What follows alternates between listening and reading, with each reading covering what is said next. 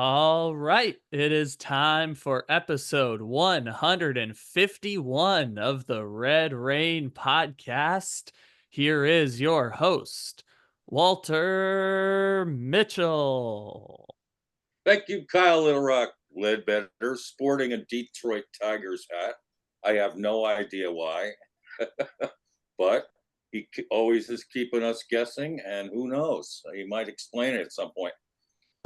However, welcome back.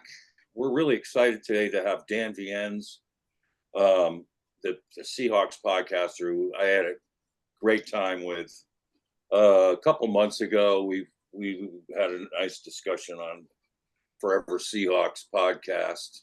And so I wanted to invite him here to discuss NFC West talk, to discuss his Seahawks, our Cardinals, and the other two teams in the division, the 49ers and Rams. So welcome, Dan. How are you doing today? I'm doing good. Yeah. Thanks for having me on. It's time flies. Can't believe it's been a couple of months since had you on though. My viewers really enjoyed that episode, by the way. I don't know if you got a chance to check out the comments, but they really liked the discussion. So I'm looking forward to this. It's the bullets are finally flying today. The best part about today all around the league is pads are on, right? So we're actually going to get some feedback on especially what certain guys look like in the trenches. So, one step closer to real football. I'm in. Let's go. Yeah, let's do a hamburger drill. You, me, and Kyle. We'll give Kyle a ball. Those days are long behind me. Yeah, that wouldn't be wild. Oh man, those separated the men from the boys. Yeah, that's going to be a problem for me. I'm sitting at about like 170 pounds right now. So That's why we'll give you the ball. Yeah. I don't know. I'm Devonta Smith sized, but other than that, there's no other comp for me in football. Yeah. I might get one good rep in, and then we'd have to medevac me to the nearest hospital. Same. I would pop a groin, after one good block. That would be for sure. So, it's really exciting to be in training camp. And what's the biggest buzz around the Seahawks camp right now? Honestly, other than just the overall positivity, it's really the biggest buzz of week one is how good Geno Smith has looked. And just how quickly he's taken to this new system and how much of an obvious gap there is between he and Sam Howell. I mean, any talk about Howell pushing for that job in any way, shape, or form is died day one. And really it died in OTAs and minicamp, but just the work he's put in this offseason certainly seems to be translating to the field, because hearing just nothing but absolute rave reviews about how he looks in every drill, 7-on-7, 11-on-11, every single day. So, yeah, you might recall I was predicting that because of Ryan Grubb and that kind of, vertical stretch the field passing game that I think is tailor-made for this guy. And I think he's one of the most underrated quarterbacks in the NFL because he's sneaky mobile.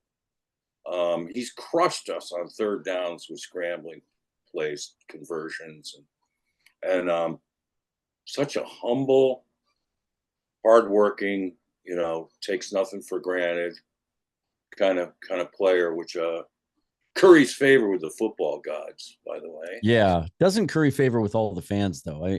It's a fascinating discussion. It's also a frustrating one at times. This idea that if you're not widely considered a top 5 or top 8 quarterback, then you're trash, right? You're either treasure or you're trash. And that, being the 15th to 20th best quarterback in the league means that, the team needs to be looking for the next guy.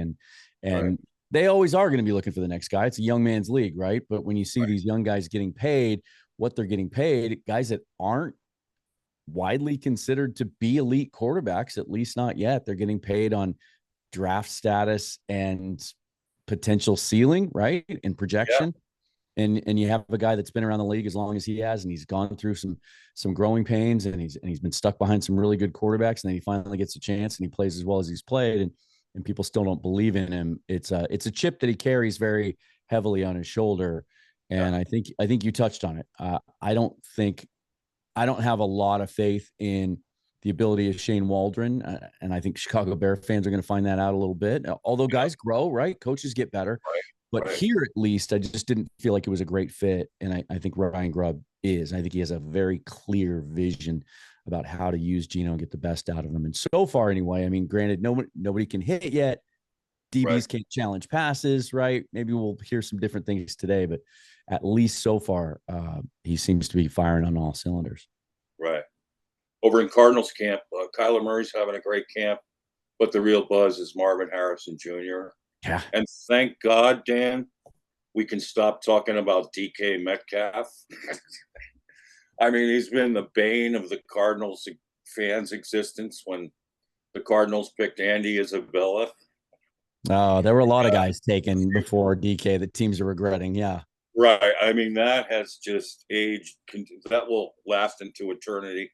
But at least now we have our own long, lanky, fast, sure-handed receiver. And, boy, he's looking special in practice, going up, getting balls and separating. And Kyler hit him on a, 17-yard crossing route that went almost the distance the other day. It was breathtaking. I wrote an article about it and broke it down, but it's practice. So, but you see the potential in what these guys have, and it's pretty exciting. So hopefully the Andy Isabella, DK Metcalf talk we can put aside forever after this. God, so it's funny to think back to that when Kingsbury was first hired, and they had that one draft where they went so heavy on receivers. And correct me if I'm wrong, but just in my memory, I think it was all the same draft where they took Isabella and Hakeem Butler, right?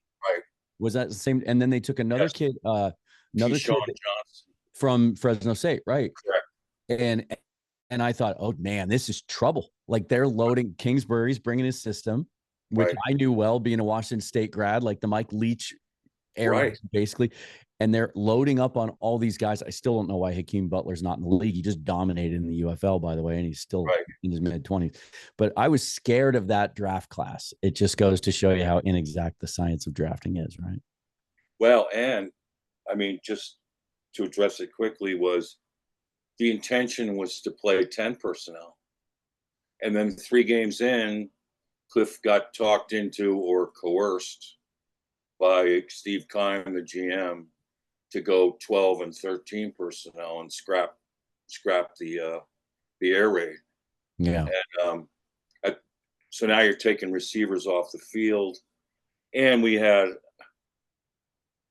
Keim also hired at the last second for training camp a wide receiver guru coach, Jerry Sullivan, who used to be our OC way back in the day, and he used to work with Larry Fitzgerald. And Sullivan had just come from coaching LSU wide receivers.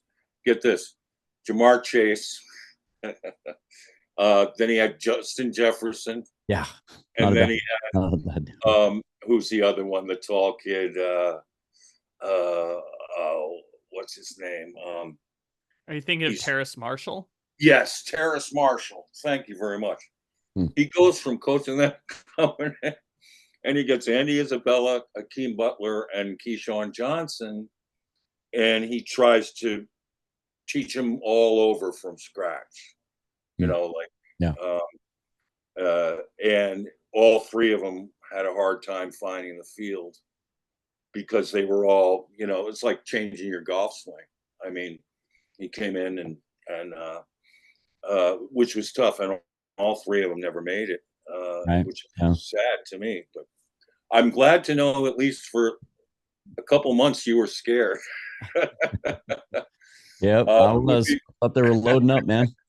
Yeah, because I'll tell you what. Because our secondary at the time, we were transitioning away from Legion of Boom, and we didn't have much in the secondary. We were really struggling, during those years, and picking guys off the scrap heap, giving money to Kerry Williams and guys like that, and drafting safeties that were out of the league 3 years later. It was rough. So, well, in the later years of BA, we kind of had a thing going up there in your building.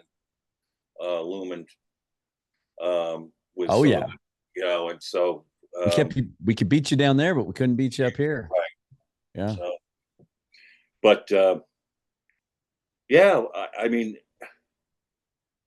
for years of getting torched by Tyler Lockett and now Metcalf, and I know how's Smith Najigba looking this year. I bet he's gonna crush it in year two. Huh?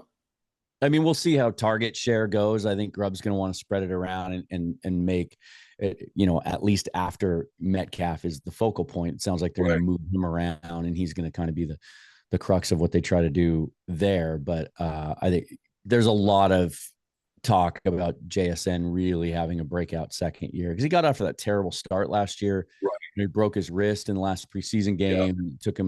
It took Waldron a while to kind of figure out how to target him down the field. Everything when he did start to incorporate him, everything was horizontal. Yeah. And then we started to see what he could do. So I think he's going to be an outstanding complement to Metcalf, but he's gotten to that point now in this training camp where he's so reliable every day that people have stopped talking about him because they wrote about him all off season during OTAs and mini camps, and now they're trying to find a new storyline. So yeah. Well, Grubb goes from his star trio in Washington, headed by Roma Dunze and Jalen Polk and who's the third kid? The other Jalen McMillan. Yeah, McMillan, exactly. To DJ, Tyler Lockett, excuse me, TL, and then Smith Najigba. Not a bad trio to not walk in with. Yeah, and I think they fit the mold, don't you think? Yeah, I mean, I've seen a lot of analysis that you can plug those three guys into the same roles. DK's your X that Roma Dunze, played, and then Smith and Jigba's kind of your slot. That Polk mostly man in that position. McMillan kind of moved around, did a little bit of everything, and that's Tyler, right? So, and then you've got some depth there. They went out and signed Laviska Shenault, who they have big plans for in the return game, but also they like what he can do after the catch, and he's still young. And Jake Bobo was a revelation last year as an undrafted free agent and a guy that's, can play sort of be that middle of the field target for you, a bigger slot guy that can play outside too and catches everything. And this must be a Ryan Grubb thing, but they just keep adding receivers too. They seem to sign one just about every week. So, I think mostly trying to find a spark in the return game and figure out what they're going to do with that new rule. But it's a fun group, and certainly is going to give Geno, and we haven't talked about Noah Fant, who I think might finally get to be unlocked as the focal point of that tight end group. But it's as it has for 8 or 9 years now here in Seattle. It's all going to depend on what happens up front and whether that kind of revamped offensive line group that they've thrown a ton of assets to this offseason. Still a lot of question marks, and as good as you mentioned, as good as Geno Smith, and I was having this debate on Twitter just the other day with someone who completely thinks the opposite. Very, very good pocket manager and able to move around in the pocket. We hope that he doesn't have to do as much of that and that he's protected more. And we'll start to find that out today, hopefully when the pad's going, because that's the thing you don't know. We see all these, and I'm kind of tired of it, aren't you? Like you see this, if you're on Twitter, you see all these highlights of a guy throwing, and then the tweet will be tagged with some sort of hyperbolic comment about how this guy's going to be a problem or the league's going to have to deal with, and it's on air. DBs can't do anything. So hopefully today we'll start to get a little bit more realistic feedback on some of those guys. It is interesting. What I think the advantage Ryan Grubb has that Cliff never had coming in is he can be his own man. He doesn't have to look over his shoulder. He's in command of that side of the ball. Yeah. I mean, he'll get the full support of the head coach, MacDonald, and he can do his thing. Whereas when Cliff came in, he was a titular head coach. I mean, in title only, because he really wasn't a head. He was, Steve Keim hired the whole staff. The one guy Cliff had influence in, David Ray, who coached with him at Texas Tech, left after 2 years for the Vanderbilt OC job, but I think he was squeezed out by Keim. So Cliff had all NFL assistants, and Keim had a running game coordinator, Sean Kugler, and Cliff was basically hired to be the guru for Kyler Murray, and to be one of 3 or 4 guys coordinating this offense, which and I've been arguing, and everyone said Cliff sucks, this and that. I've been arguing, no, you haven't seen Cliff in the NFL yet. You really haven't. This year in Washington, you're gonna see a lot more of what Cliff does. I was just going to ask you that, like your thoughts on now that he can just focus on doing that. Yeah, not having to worry about all the other stuff. Like what kind of coordinator you think he's going to be? I know. I watched pretty much every one of his games at Texas Tech because I've been fascinated with him for a long time. I've been fascinated with that style of offense, like the Mike Leach tree, all those guys, Jake Spivatal. I mean, I go down the list. I've studied all those guys, and I'm fascinated with it. And Chip Kelly going back to the numbers game and using the spread to dictate numbers and motions into, so. And I always felt it could work in the NFL if people gave it a chance, but we didn't see that really in Arizona with Cliff. But you're going to see more of it in Washington with Cliff because in this situation, it's the perfect situation for him because he's an offensive coordinator, which is what he should be, with a defensive-minded head coach in Dan Quinn, who, by the way, hired Cliff because Cliff was 2-0 against Dallas and whooped him twice in AT&T Stadium, where Kyler's never lost. That was a cool factor, too. But, so he saw Cliff firsthand run that offense to beat his vaunted defense twice. So, but I think Cliff's going to be a factor. I think he deserves a little time to get his system in place and, see what happens. But we see him week 3. Could get time, yeah. And do you play them this year? No. Okay. So, but that ought to be fascinating. No, we play all the other rookie quarterbacks, but not Washington. Yeah, starting in week 1, right? Pretty much. Yeah. Yeah, you're going to get week 1. Go back to back, probably Bo Nix, and then, it remains to be seen if May is going to start early in New England, but he's not. Brissett is going to start. It's been guaranteed to this point, and they're going to wait until they feel the time's right with him. It was probably a good idea, which is why they just signed Brissett in the first place. Right. Maybe Brissett keeps him a little competitive the way he did in Cleveland a couple years ago, before Deshaun came back week 12 or whatever it was. And Brissett had been playing pretty well for them. So, but Kyle's going to put up, and he'll, when I ask for the category, he'll read us the scores. We have ESPN's Future Power Rankings, which I found fascinating. And I just wanted to, discuss these ratings with you. Kyle, what did they have for overall for the 4 teams in the NFC West? All right. So for the Seattle Seahawks, by the way, anyone who's listening on podcast, if you check out the YouTube, you can see the rankings. The Seattle Seahawks come in at number 16. The Arizona Cardinals come in at number 28.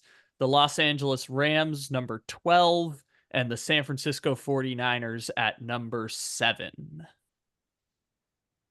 Interesting. Okay. So, Dan, what's your take?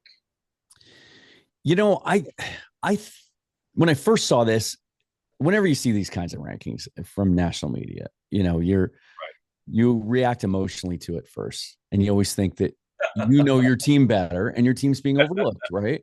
Yeah. But I honestly think, 16 is right smack in the middle. And I think it's fair, given that, these national guys, when they're trying to analyze all 32 teams, there are going to be some things that they don't feel as strongly about as we do, because we see it all the time. And I'm talking about some of the guys deeper on the depth chart, some of the draft picks from recent years that haven't had an opportunity yet, that look to get an opportunity.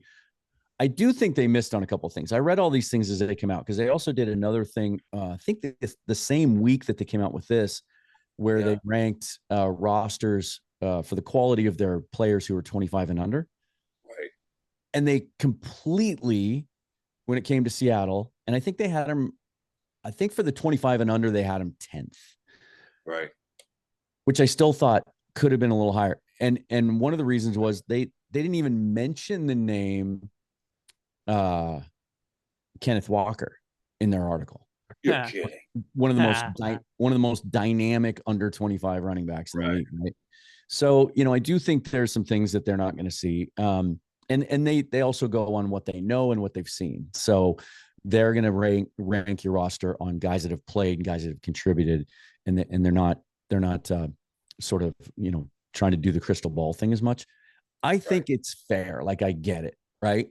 And also, I know they put so much weight on the quarterback position. Right.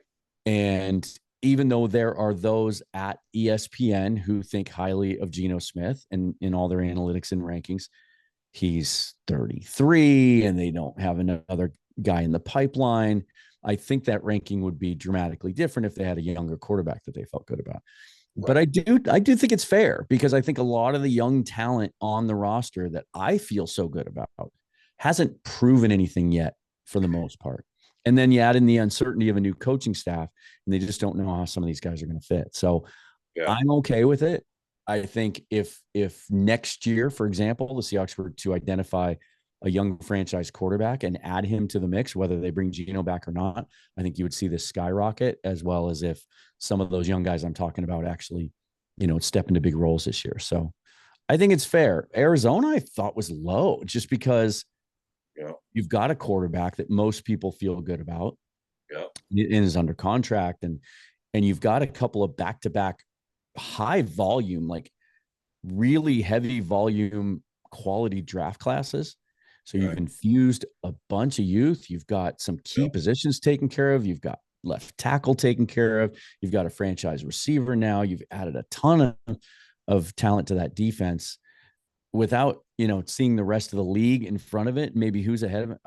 I feel like that's woefully low, especially because we're talking about future power rankings. If you want to talk about how you think rosters stack up today, okay, I get it. But in the future, like, that's a little crazy. And then honestly, I was a little bit surprised by the Rams in San Francisco, just because, for two different reasons.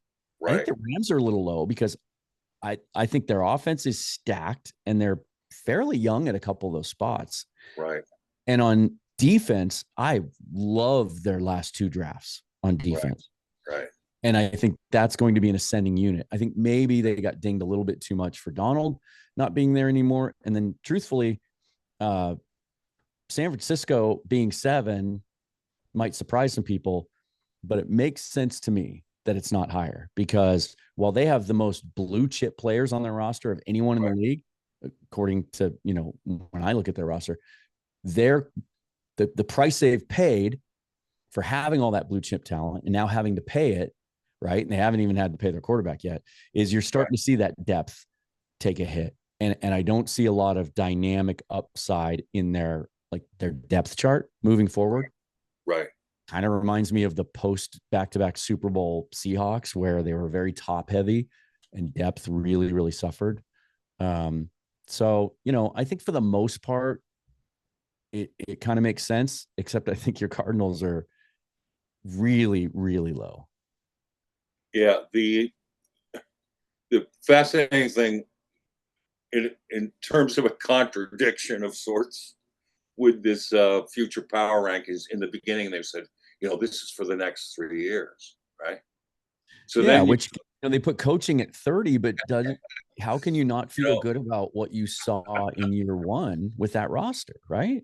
Well, it's a mixed bag for me, but when we get there, I'll explain more. But I mean, the team that just contradicts all of this is the Texans, because last year they were ranked where the Cardinals were in virtually everything, down at the bottom of the league. And now in this year's future power rankings, in every criteria, they're top 10. Yeah. I mean, so how does that happen in 1 year? And it means it can happen. Right. And I'm hoping this will happen for the Cardinals. I mean, someone's going to skyrocket up, perhaps, because we've seen it happen. Yeah. And now that could become the vogue of the NFL. Who's going to be that Cinderella who pops out, this year? It's kind of the way the Green Bay Packers did too. They kind of snuck in there last year. Nobody knew what Love was going to do at quarterback, and suddenly they got hot in the playoffs and looked outstanding. Their defense picked it up. So, youngest roster in the league. Yeah. These rankings are certainly, I think, a good thing for debate, but I thought the Cardinals were low too. And I agree with you with San Francisco. I think it's going to be hard for them to pay everybody. For one, I mean, right now they have Trent Williams holding out. They also have Brandon Ayuk situation still kind of in the air. They drafted 2 young receivers in Pearsall and Cowing, who are slot guys. I mean, and maybe they develop into good NFL players. Who knows? We don't know that yet. But and then on the other side of the ball, on their defense, they're so good. How are they going to pay everybody? I mean, and they had to let go of Eric Armstead. I think that's a big loss for them, actually, more than people think. One thing that stands out to me when I look farther down these rankings is the front office rankings are a little odd to me. I mean, how John Lynch in that front office is ranked by them, even looking forward in the future 3 years at 16th, like middle of the pack, and what they've done constructing that roster and keeping them elite as they are, having to make some of those tough decisions like you talked about, and letting certain guys go. That's weird. I think John Schneider being ranked 10th after, building a Super Bowl team initially, right, with some of the most historically good drafts ever, and then having some lean years, but putting 3 years together that most draft experts generally love, back to back to back. That's right. That's odd to me. So I'm not sure exactly what they use as their criteria, but John Lynch and his front office is not middle of the pack when it comes to building rosters and putting a team together. So I don't know where that comes from. Yeah, I think they're probably talking about drafts. Yeah, that's mystifying to me as well. Yeah. I understand kind of the difficulty with the Niners, just because the 49ers kind of live in bizarro world so much. Like, it's so hard to understand a team that can't hit on first round picks, but then in the middle and late rounds of the draft are finding all these Hall of Fame talent players all over the place, or trading a 3rd round pick for Trent Williams, or getting Christian McCaffrey without having to give up a first round pick, or really even much of a day 2 pick. I mean, they gave up a 2nd rounder, but the 49ers are just this bizarro world that, football's hard enough to understand in the first place. Now it's a team and an organization that even football people don't understand how they put it all together. But I think that's why quarterback and front office are probably dragging down that ranking a little bit for the Niners, even though you might have some people who disagree on both of those rankings, saying that they might you're be right. too low. If they win a Super Bowl during this window, in the next few years, we're going to be talking 20, 30 years from now. If I'm fortunate enough to still be alive, we're going to be talking about, remember that 49ers team that traded 3 first-round picks to move up and get a quarterback, and 2 years later he was a bust, and the guy they drafted last led him to a Super Bowl. We were one play away from that happening anyways. Like, that's the funniest part of it all, is that it basically already happened. Even though they didn't win the Super Bowl, they were in overtime of the Super Bowl with this crazy story that just doesn't make sense, with an offense that football people don't even understand how it's so successful. Right. Yeah. Do you think, both of you, question for both of you, do you think there'll be a 2-year hangover for the Niners, given that they've been in the NFC Championship game 2 years in a row? That's a ton of games in today's football. And then, the heartbreaking loss in the Super Bowl last year. Typically, it's pretty hard, and now with a 17-game schedule, typically it's pretty hard for teams to play that many games in a span of 2 or 3 years and then still be able to compete at the highest level. What do you think, Dan? I said on the show a couple of weeks ago, I did not think that they were going to be susceptible to the hangover, that I thought the chip on their shoulder was so large and that they understood the assignment as far as this year, next year, maybe the year after, because you can manipulate those early cap hits. But like when they have to pay Brock Purdy, the calculus changes. But that being said, and also the fact that we'll see over the next 5, 6, 7, 8 years if that Super Bowl hangover becomes less of a thing, because teams are doing so much less physically in the offseason now and in training camp, right, that's a big part of it, right? You play so late, you get beat up, you have less recovery time. Right. In addition to the emotional part of it, that we'll see if that starts to have an impact. But, as I say that, like you said, they had to let Armstead go. That's a big loss. They replace him with a couple of, guys who weren't good enough to get second contracts with their first teams. Right. Right. And then, you're not going to have Hufanga and Greenlaw to start the season. And when they do come back, are they going to be 100%? That depth that I talked about, can you account for, if you do, when you do get injuries along the way? Because I don't think that they have a lot of guys on that roster who would be starters elsewhere. And then you have Trent Williams and Brandon Ayuk and that situation. Right. We'll see. This may be kind of the truest test of that whole sort of phenomenon that we've seen in a while, because the talent is certainly there.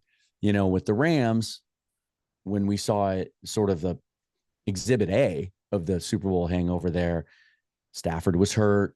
They had Kupp was hurt. They got ravaged by injuries. There were some extenuating circumstances there that may or may not have been related at all. But yeah, we'll see. I still think they're the best team in the division. I think the gap is closer. It has closed. I think I was trying to combine those two phrases, because I think the Rams offense is going to be a juggernaut this year. I absolutely love what they did on the interior offensive line. I think they're going to be a physical running team this year, in addition to what they're going to do in that passing game. And then, as I said earlier, I really like all the young talent that they've added to their defense. And I think they're going to be flying around so I think the gap there has closed. Yeah. Kyle? So from the 49ers perspective, one of the things that I think is interesting is every team deals with the realities of roster construction in the NFL. What the 49ers have going for them is, like, early last year, they were one of the most dominant teams in the history of the NFL. So at least when they're building down, they have a deeper pool of talent with which for them to work with. You mentioned the NFC Championship games and things of those sorts. They've actually been to 3 consecutive NFC Championship games and 4 of the last 5 years, which you would think that at some point the susceptibility is going to be a problem. And when it comes to the like big injuries themselves, I think everyone deals with a certain level of big injuries throughout the season. I mean, even last year, the Niners lost Talanoa Hufanga to a torn ACL and popped in. I think Logan Ryan was playing off the street at safety for them at times. So it was like everyone kind of is susceptible to those big picture injuries, but the wear and tear on the body stuff, I think, is real, but it's also so hard to predict year to year who's going to have injuries or not have injuries, or what's going to happen there. You just suspect that teams that play longer potentially might have some sort of injury issue. In terms of the window for the 49ers, being around, I'm here in Northern California, being around everything that's happening in San Francisco, they kind of look at this as like, this is our last dance, not necessarily to win, because they've proven they can kind of pivot on the fly with the McCaffreys and the whatevers. But with this group of people, this is our last dance to potentially win, because then you're going to have the Ayuk situation. You're going to have to make some decisions on defense. Obviously, there's the Trent Williams question, which I would just say if you're trying to picture when the 49ers window is closed, it's when Trent Williams retires, window closed, because he is, I Right. think, if I remember correctly, I think they've won up until the Super Bowl. They won 17 games in a row that he was playing in, and were like 1-3 in games that he didn't play. Like Trent Williams is the most valuable player on that team. And so the day that he decides to retire is the day that the window is probably signed, sealed, and shut for San Francisco. But to Dan's point, I mean, the last year it was all about the Niners are the best team in the NFC and everyone else is just kind of chomping at the bit. And we saw in the playoffs, like Green Bay had them, Detroit had them winning at Right. halftime in both of those games. Like those teams are chomping at the bit. Then you add in Philadelphia, who now has competent coordinators coming in with that team that just went to the Super Bowl 2 years ago. You throw in the Atlanta Falcons and what they're trying to do, even though I'm not the biggest believer in them. You know, they are there. And then you look at the Seahawks, who are in this rebuilding phase or retooling phase, but I think the Seahawks are right there in terms of competing for the division. I mean, there's no reason why any of these four teams can't go 3-3 in the division this year playing against each other. And I think that's a credit to the retooling that all of them have done on the other three non 49ers teams have done in retooling the roster, specifically on defense. I think that's a really good point. I think during the Seahawks' best years, there were some times where it was easy to project them to get to 11 to 12 wins because the NFC West was so weak. You could count on 5 or 6 wins there at times. And the 49ers have benefited from that over the last few years at times. Obviously, the Rams have been there. I don't think that's going to be the case this year. I think every division game is going to be a harder game for them. Not to say that they can't or won't still win most of them, but I think they're going to be harder games for them this year. You're saying that Christian McCaffrey won't have 9 total touchdowns in the 2 games against the Cardinals? I'm saying that when they play the Seahawks, we're not going to start off down 14-0 as a default each time, potentially. Yeah, it's and they are. Look, it's their fortunes this year ride on 5 or 6 players. And if any one of those players goes down for any length of time, they're in trouble. And you just mentioned it. If Christian McCaffrey goes down, they're a different football team. They are. Right? If Nick Bosa goes down, they're a different football team. That depth, they used to have 3 or 4 guys that were the envy of everybody in the league up front on that defensive line. And now they have 2, and then they had to bring in guys like Gross Matos and as filler, right? So they just can't. They're already down Greenlaw and Hufanga, although it sounds like Greenlaw might be ready to go by the beginning of the year. But they're not. They can't suffer too many of those. And they, their weaknesses now are on both lines. I mean, who was it? The CBS did an article on the biggest hole on every team. Mm-hmm. The 49ers, they have an offensive line, and I agree with that. I mean, so do the fans. Williams, yeah. And then flip it over, Dan and Kyle. Last year, down the stretch, their run defense was really iffy, especially when Greenlaw went out. I mean, the Cardinals raked them. Had a huge rushing game against them. And kind of exposed them a little bit. And Fred Warner, for a few games there, didn't look like himself. I don't know if he was battling injuries or whatever. But he couldn't do it all himself, obviously, and having Hufanga out and Greenlaw hurt because Hufanga can clean up a lot of that stuff. So you got that aspect. But I agree with you, Dan. You take McCaffrey off that team, and I mean, Shanahan rides him like Red Pollard rode Seabiscuit. I mean, he'll keep him in up 21 points and pounding the rock. I mean, I don't quite understand that part of it, except that I'm sure that McCaffrey wants to do that. But I mean, McCaffrey had injury issues when he was a Panther. Sure, yeah. And fantasy football knows that. And let's not forget, they didn't go on a roll until they got him. I mean, they were like 500. And so, in that early in that season when they got him, and then they went on that tear. I mean, when you have someone that dynamic who runs that hard and is so versatile, I mean, they Why? don't even have to use his versatility in the passing game. But I mean, I remember Bruce Arians saying that, and I think he was right, that McCaffrey, if you put him at wide receiver, he'd be the best slot in the league.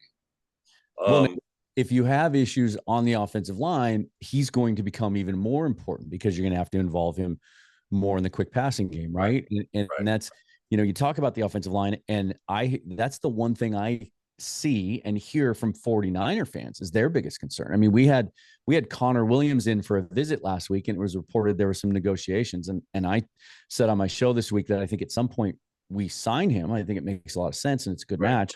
But 49er fans were like, let's get him, get him out of the building, get him down here. We need Connor Williams. Because if you would ask most 49er fans outside of Trent Williams, there's not another guy on that line that's irreplaceable. Right. They even gave some money to Colton McKivitz to keep him at right tackle. And there were some people that thought that was a little bit of an overpay, or they could have done better looking elsewhere, or maybe targeting that position in the draft. It really did surprise me. I mean, they got Dominic Pooney, who I really like on the interior. I think he ends up being a starter for them at some point in his rookie year, maybe even early. But one of my biggest surprises in the draft was that the 49ers didn't address offensive tackle in what was a very, very good and very, very deep tackle class too. Yeah. So let's talk. Here's a fascinating question for both of you. If you had to pick a play caller, do you take McVay or Shanahan? Kyle, I'll let you start. I'm a big McVay guy. Not to say that I'm not a Kyle Shanahan person. Kyle Shanahan does a lot of big brain things that are hard for me to understand, and sometimes hard for even his assistant coaches to understand. It's not to say he's not a great coach. He's just so smart and doesn't really know how to, I guess, communicate that at times. Sean McVay, I think, might be the most prolific play caller we have in the league right now. And I give him so much credit because of how he has been able to adapt to personnel in the way that he runs his offense time and time again. I mean, I talked about this a couple weeks ago. The offense he was running when Todd Gurley was on the team was dramatically different than when they had no running backs, and it was Cooper Kupp and Odell Beckham and Robert Woods.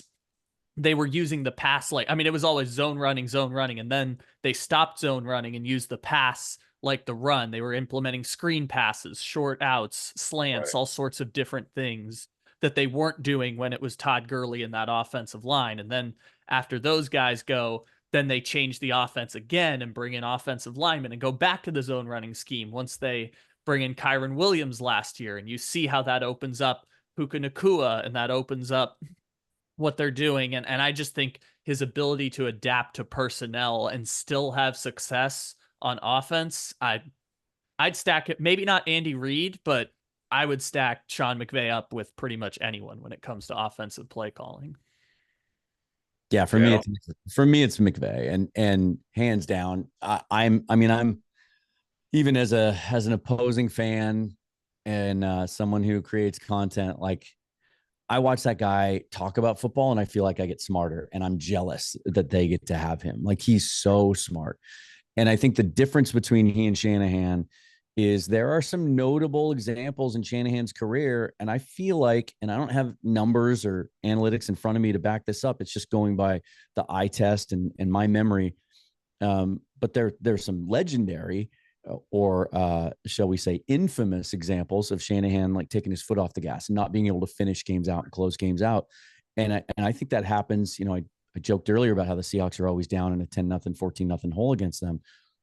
But there's always a moment in the game where we kind of fight our way back into it too. And he has some blind spots, I feel like. Whereas McVay, if he finds a weakness, I mean, he just keeps hammering it away at it until you either stop it or prove that you can't. And then he just keeps going back to it. Like in the opener last year, when we thought there's no way this Rams team was going to be as good as they were because it was Aaron Donald and 10 no names on defense, that they just and none of us knew what Puka Nacua was yet. Right. They realized that there was a soft spot in the middle of the Seahawks defense, and that intermediate kind of middle in-breaking route, which they're so good at running anyway. Right. And Stafford just kept going back to that all game long. Like McVay will put his foot on your neck and finish you off. And I think that's what separates the two. I'm a McVay guy too. And last week, Kyle and Marcos Labrada and I broke down his use of motion on the pod. I mean, no one uses motion more effectively. Short motions, reverse motions, long motions, with all the options that go motioning from singles into trips. I mean, motioning into stacks. And then, how do you respond? If you don't chase with the motion, it's almost like, haha, got you, because he's got a numbers game working for him. It puts tremendous pressure on the defense to know what to do. Now, the best guy that I ever saw defend it was Brian Flores when he was head coach of the Dolphins. And they beat him pretty well. And the way he used his edges, Van Ginkel and I forget who the other one was on that particular day, was huge, because for a couple reasons. Because when you try to the first thing you have to do when you beat McVay, if you're going to beat him, is stop that off tackle play, running play. Or Kyron Williams is going to do what he did to the Cardinals, which is basically run forever for 2 games straight. And I was so pissed off the way the Cardinals tried to defend it. It was just poorly prepared. And, you got to really slam that down, and then you've got to protect on the backside, because they're trying to, if you stop it in front, they're going to cut it back, which is why what Flores did was he took his backside edge and kept him home for cleanups on backside runs. So they slowed down the run, and then versus the motions and everything, what they did was they chased all the time, because they didn't want to concede zone anywhere. So they chased and adapted, and then disguised a couple of those chases and played zone off of them on one side. And I mean, I just studied that whole tape, because since McVay got in the league, he's been kicking our ass. Yeah. I mean, and the guy who opened that can of worms was Bruce Arians. Yeah, he had Pete Carroll's number. Yeah, the Rams are at best an 8-8 team every year. And that was when Jeff Fisher, head coach. Yeah, 7-9 Jeff Fisher. Yes. 7-9. And 7-9 day. It just passed recently, July 9th. 7-9 is always Jeff Fisher Day. Right. And so McVay comes in, he sweeps BA. He swept Steve Wilkes.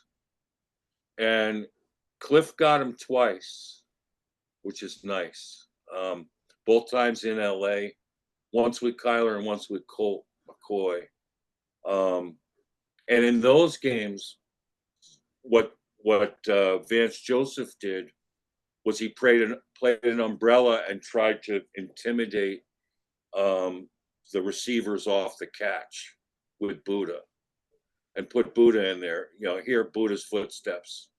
So he just said, look, we're going to make them pay every time they throw underneath us. And fortunately, it led to a couple turnovers and 3 and outs and something like that. And guys were dropped. Debo had like 3 drops in that game. And that's a different 49ers, excuse me. But Kupp had a couple drops uncharacteristically in that game. But there's few people have shown an understanding of how to defend that offense. Whereas with Shanahan, what's fascinating to me is, and I feel like, I've seen McVay win games with John Wolford at quarterback. Mm-hmm. You can change the quarterbacks, and with Shanahan, what's curious to me is that the only quarterback really has made his system work on all cylinders has been Brock Purdy. Yeah. And do we want to hold on? Do we want to throw Matt Ryan in there when they were together with the Falcons? Well, I'm talking in San Francisco. Yeah. Yeah. I mean, yeah, Matt Ryan, yeah, back in the day. But, for NFC West games, and Shanahan being in the NFC West, he's gone through an array of quarterbacks. What Purdy's doing better than any of the quarterbacks he's used. And by the way, when the other quarterbacks during the regular season were basically 500 and sometimes worse. But what he's done so much better than Jimmy G, for example, is floating inside the pocket to buy the extra second. And I mean, Purdy is tough. Purdy will hang in there and wait. And I don't know if you've noticed this, but they hide him behind the front three. They don't give him like a 5-step drop, which is fascinating to me. They hide him behind the front three. And then once there's a little, someone squirting through, he just sidesteps, it floats. And we'll wait to that precise second when he can get rid of the ball downfield on schedule, in ways that other quarterbacks that he's had haven't, at least the ones in San Francisco. So that makes me think that you need a certain special kind of quarterback for Shanahan's system. Yeah, and it's interesting. It's interesting to look back to that draft too, that although the options weren't great either, because if you remember, the buzz leading up to the draft was that Shanahan really liked Mac Jones and that wasn't what the move was made for. But he needs a processor. Like, he needs a guy that can play point guard, that can right, take all of that information in and process it quickly and make the right decision. And there was nothing that Trey Lance had shown in his very brief college career to indicate that he could do that at a high level. And Brock Purdy's such a fascinating player to me. And I've always been on the pro Brock Purdy side of things, when fans try to tell me that he's not a good quarterback or he's just a product of the system. And he was a lesson to me that I need to trust my scouting eye a little bit more when it comes to quarterbacks, because as a true freshman, my alma mater, Washington State, played Iowa State in the Alamo Bowl. And Brock Purdy looked so good. And I'd never heard of him leading up to that game. And that was a good team. He had David Montgomery as his running back, and he had Hakeem Butler, who shredded us that day for something like, I think he had 10 catches for like $180 or something like that. And Purdy was good. He was mobile. He had a quick release. He was accurate. And I thought, well, this guy's going to be a prospect. And then he never really went that way. I think in large part because the system he played in Iowa State, and he just didn't get that kind of notoriety. And then I remember when he was Mr. Irrelevant, when he was drafted with the last pick, I thought, that's fun. That's kind of cool, because I remember what I thought he could be. Right. And, to see what he is now is pretty shocking. Because as Seahawks fans, of course, we were like, oh, Trey Lance is a bust. Jimmy G got hurt again. Like, this is over. This 49ers thing is over. Right. And it's not.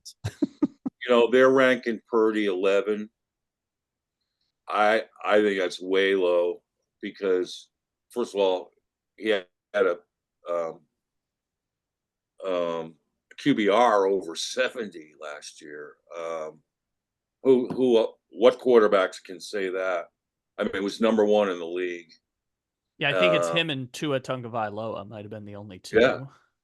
Yeah. Did Tua get over 70? I don't think they were close. It was. Yeah. I could look it up again, because I know it was Dak and Purdy for a while, and then Dak had that tough end of the season. I thought he was the only one in the 70s, but I mean, that's kudos to any quarterback who in the NFL can get a QBR of over 70 in a season. I mean, that's delivering. I mean, that is. Now, and then you have the fans who want to say he's just a check down guy, and he's just I used the term point guard earlier, and then I'm sure you guys saw this a couple of weeks ago. I think it was Warren Sharp that tweeted out that, passes of 55 yards or more, he was number one in the NFL in completion percentage. Like, he makes plays downfield too. So he does, and he's just he's got some Brady kind of qualities in terms of reading defenses and buying time and hanging in there.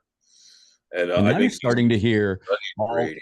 one of the big stories coming out of their camp that I read about almost every day now is just how comfortable he is. And now he's starting to assert himself as a leader, and he's kind of barking at guys, and he's Right. putting guys in their spot, and telling receivers to shut it when they try to tell him he's open, things like that. So if you're a 49er fan, you probably feel pretty good about that. As a Seahawks fan, I'm a little concerned. Well, we'll see. He's going to get paid soon. How much by the time he's up? How much is he going to make? How much is he going to get? And will he be like Brady and do the ultimate hometown discount? I don't think you have to be. I don't know if you have to be. Did you see the actual breakdown today of the Jordan Love deal? No. Like it's a really good deal for the team and the player. He gets a ton of cash up front, but it's not nearly like he doesn't have his cap hits are mid to upper 20s for the first few years of the deal. And then there's kind of an obvious point in 2028 where they would restructure it, and there's a void year tacked onto the end. It's a really, really responsibly crafted deal for both sides. Yeah. And I think we're going to start to see more of that. At a certain point, come on. When you start paying guys at the end of their rookie deal based more on promise and potential than what they've actually done, like Trevor Lawrence is kind of the benchmark of that for me. And we haven't seen the breakdown yet, at least I haven't, of Tua's deal and whether it's kind of similar and some of that AAV is just a mirage or not. But you start to pay some of those guys that have scratched the surface but haven't gotten there yet. Then what's a guy like Purdy who's done it and gone to NFC Championship games and won a ton of games and led the league in a bunch of categories? What's he going to be? Yep. Yeah. So I know Cardinal fans were pretty BS about them ranking Kyler 23rd. What's your take on that? Why do you think they did that? I think we talked about this a little bit when you were on my show. I've never been a huge Kyler Murray believer, mostly because I've thought that the leadership whispers were real. Like, and you'd even see it on the field. Didn't like his body language, his demeanor, the way he interacted with teammates, and also just the accuracy issues. There were times, 3rd and 8s where he just seemed disinterested in the ball. He'd sail the ball 5 feet over a receiver's head and then just walk off the field like it was no big deal. But something happens when you face adversity, right? And when you're faced with the possibility that your career may be altered. And I saw a different player second half of last year, one that was more willing to take what was given instead of trying to force things. And maybe a guy that appreciates now the opportunity that he has. And maybe with a coaching situation that he feels better about. I think this will be a big year for him and could potentially change my mind about the player that he could be. Yes. So it's incredibly impressive to see where Kyler has come in 2 years, because 2 years ago, I mean, he had divided that locker room. In fact, he had basically alienated that locker room. And so I think part of what the Cardinals were doing last year was trying to, recreate a roster that could support Kyler, and was amenable to supporting Kyler. And I just wrote recently on Revenge of the Birds an article where every one of his starters this year, Dan, has come out publicly and just praised him to no end. But the reason is he's been in the building for the first time 2 years in a row, every day, and hobnobbing with the players. So got to give Kyler a ton of credit for the work he's put in, albeit asterisks. He gets $10.2 million in his contract to be in the building, incentive. But I think even if he didn't, he would be doing that right now, because he is certainly on a mission to change whatever the people's impressions have been in the past. He's got a coaching staff that believes in him, a GM that believes in him. And, I mean, Cliff believed in him, but I don't know about the rest. I don't think Keim ever did. And I think Kyler knew that.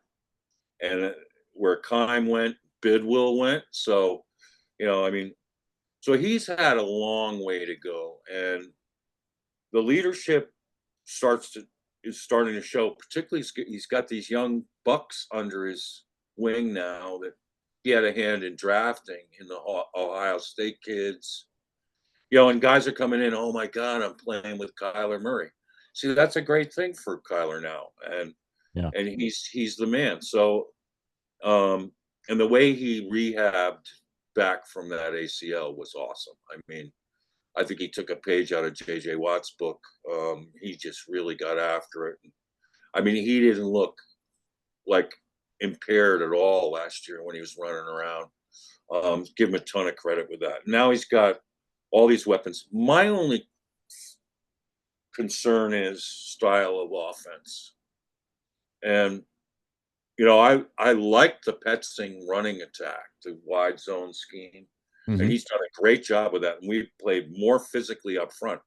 I'm going to maybe surprise you, Dan. I think we have the best offensive line now in the NFC West, player to player, across the board, or close to it. But I think they might be the best, particularly in the running game, because we've been really good in that. But I'm just wondering, Kyler's QBR was the worst last year in 8 games in his career. Part of it is when you run the ball so much, you can freeze out your quarterback. And, I mean, Kurt Warner was always like, no, I want to come out slinging. I want to get in a rhythm before I want to start handing the ball off. Yeah. And then, QBR is really friendly to plays down the field, right? And that's something that was kind of missing those last 8 games, is we didn't see a lot of that kind of surgical stuff down the field that we'd seen from Murray earlier in his career. Right. So, yeah. And now he's got, so I just wonder, and I think I've been writing about this too, is I think Drew Petzing's got a plan to open this up a little bit now that he's got Marvin Harrison Jr. And by the way, Michael Wilson's an ascending wide receiver. Yeah. Greg Dortch is Trey McBride. Love him. Love me some Trey McBride.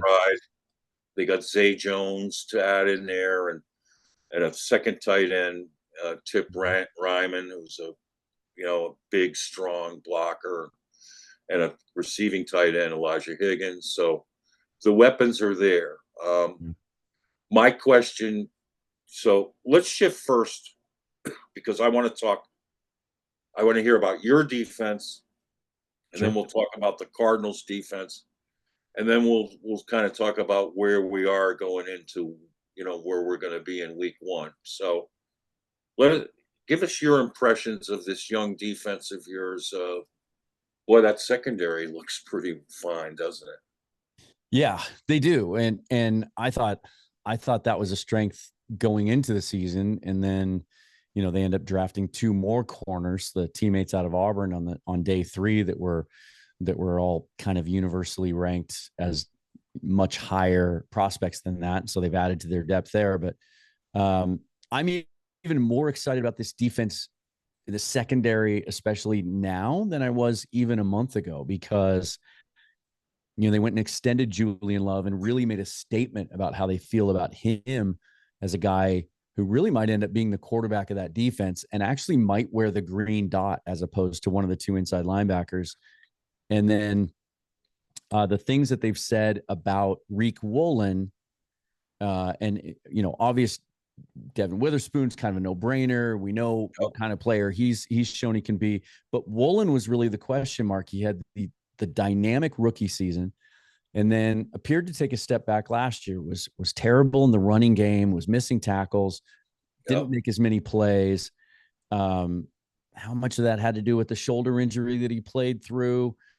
But to hear Leslie Frazier talk about Reek Woolen and Julian Love, and he was on the Daniel Jeremiah, Bucky Brooks podcast a couple of weeks ago and name dropped both of them unprompted, and actually talked about Reek Woolen as a guy that he thinks they can develop into a corner that travels with number 1 receivers, leaving Witherspoon to kind of play more close to the line of scrimmage and play more inside. was kind of shocking to me and eye-opening to me. And so that secondary is fantastic. But what gives me the most warm fuzzies about this defense is ever since the back-to-back Super Bowl years, and we suffered some losses, and then a couple of guys, moved on or were released or came to the end of their career, or in the case of Cliff Averill, had to retire because of injury. We spent about 5 or 6 years chasing players on the defensive front, having to make desperation moves, having to try to, patch it with Band-Aids with guys like Sheldon Richardson and Jadeveon Clowney and Carlos Dunlap. They've gotten to a point now where just 2 years after essentially flushing the entire position room out, they've built a defensive line that Joe Marino of Locked On, Draft says he thinks is right up there with Cleveland, is one of the deepest in the league. And you add a guy like Byron Murphy to that, and who can just be a dynamic talent. Oh, yeah. And I don't feel like we're going to get pushed around up front anymore. And so when I look at this defense, yes, there are some questions about the interior linebackers, but there is so much depth. There's a couple of key veterans at key spots, but there's so much depth and young depth all throughout that defense that I feel like the talent's there for a guy like Mike MacDonald, who is universally revered as a defensive mind, to be able to work with, which is not usually the case when a brand new rookie head coach takes over a team. Right. He's usually looking at having to stack up a couple of good off seasons in order to have the talent he needs to execute his plan. But I think for the most part, that talent's in place. Yeah, it's interesting because PFF has your head coach ranked higher than our head coach. Both are defensive guys. I think it's probably because your head coach had the number one defense in the NFL last year, and ours was in DVOA was 32nd. I think it was 30th or 31st in other categories. And albeit with far less talent than what the Ravens had.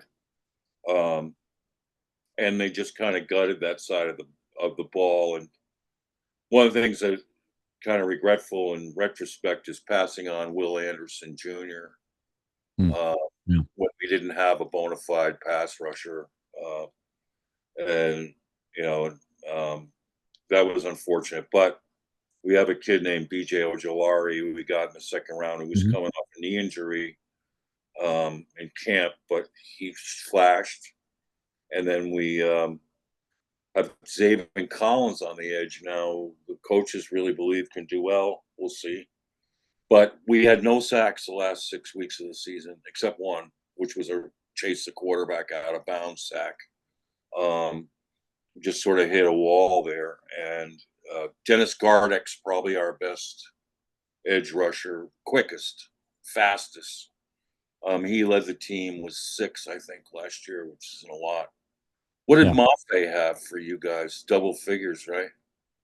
I think he got to 9.5. Oh, 9.5. Yeah. He had those 7 straight games with a sack. I think he got to 9.5. Yeah. It doesn't show it here on the page I'm at, but yeah, he had definitely an ascending guy. I thought it was interesting in that one of the graphics you sent over me about ESPN's roster rankings is they had they had Boye Mafe as a starter, one outside linebacker, and then they had Darrell Taylor as the other starter, ignoring Uchenna Nwosu. So just another little example of how sometimes those national guys miss things. They probably looked at a roster from last year. Nwosu was on the injured list for much of the year, and just missed him. Well, you know what? I put him in there in my thing that I sent. Taylor, because I knew that, and being in the division, the other teams a little better than some of the others. But I'm excited about our young secondary. It's not quite as experienced as yours right now, but I mean, first of all, you got Budda Baker and Jalen Thompson at safeties. We drafted a kid named the Rabbit, Jadrian Taylor Demerson out of Texas Tech, who's rangy, can play the slot and can play deep, which we need help deep. You guys remember Lockett going deep on the first day our And safety. I thought Taylor Demerson was on the radar for the Seahawks in this last draft. I was a little surprised they came out of it without drafting a safety, but I thought he would have been a nice fit. Yeah, he's a good player. Yeah, I'm surprised he slid to the early fourth round because that kid's tape is too good. But then our young corners, Garrett Williams from Syracuse, Max Melton from Rutgers, Elijah Jones from BC, who had 5 interceptions last year. And we got Catrell Clark from Louisville last year, and Starling Thomas, the fifth, we picked up from the Lions, which was a really good pickup for us. There's young blood there and young talent that hopefully will take sooner to develop than later because we're going to need it. But that really excites me to have a young secondary, kind of like yours. There's some versatility there. Finally, we have guys who can play the slot. I mean, maybe once I'll see a game where we slow Tyler Lockett down. I mean, he has crushed us virtually every game because we've never. It's become such an important position, because the good offensive coordinators know to attack the middle of the field, and you're seeing the effect of that. Like, we're not seeing 250-pound middle linebackers anymore because you got to be able to cover, and the slot guy he's on the field almost all the time now. Teams are in nickel almost all the time against a lot of these defenses, and we've seen it here in Seattle when we take Devin Witherspoon 5th overall last year, and even now there are still some fans who are livid and think it was a poor use of a high draft pick to take an inside corner and not a guy that can play outside. And it's not that he can't play outside; he certainly could, and would still be one of the best in the league at it. It's just that to take advantage of his entire toolbox, he can have so much more impact on a game.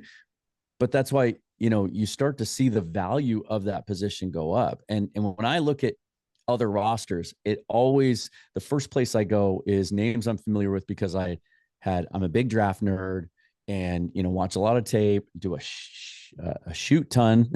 Sorry, didn't want to get to of mock drafts every year leading up to draft day. And so it's guys that I looked into that I thought would be fits for the Seahawks. I was a huge Garrett Williams fan when he was coming out of Syracuse. He was coming off the ACL, so I knew he was going to be a big value. He was going to drop in the draft. Obviously, love Thompson and Baker. Maybe one of the best pairings of a UW Husky and a WSU Cougar ever, because usually those two don't mix. BJ Ojulari was a guy that we had our eye on here because we were trying to look, for some edge guys. Darius Robinson was a guy that I thought, especially if the Seahawks had traded down this last year, would have been on our radar. So, they did what they had to do. They needed to infuse that defense with some young talent, and I think they did. Yeah. Well, conversely, I thought John Schneider does such a great job drafting year after year after year. I mean, in my opinion, he's one of the best proven draft GMs, over the last couple decades. Drafting Russell Wilson in the 3rd round. I mean, cha-ching, come on. Okay. But Byron Murphy, whoa. I mean, I was so high on him. I was like, if the Cardinals stick at 4, I wouldn't mind taking him there. I mean, he is a stick of dynamite and really tough to block. And he's so versatile. Boy, I think he right there probably just gained you 2 or 3 more wins if he's healthy and disruptive the way he was. A little. I can't expect him to be the way he was at Texas right away in the NFL, but to go with your other guys, I mean, you're going to be much more stout up front. Tell us about the 2 young guys at inside linebacker.